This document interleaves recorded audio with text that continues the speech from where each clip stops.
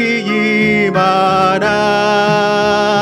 Mwami Yesu Mukiza, watumwe n'Imana, dukomereze twese bugufi bw'Imana.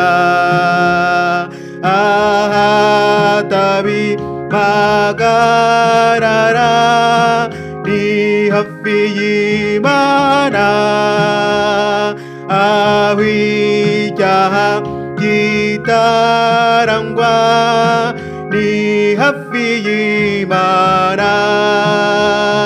Mwami Yesu Mukiza, watumwe n'Imana, dukomereze twese bugufi bw'Imana. Aha hora umudendezo ni hafi y'Imana, aho hora umunezero ni hafi y'Imana. Mwami Yesu Mukiza, watumwe n'Imana,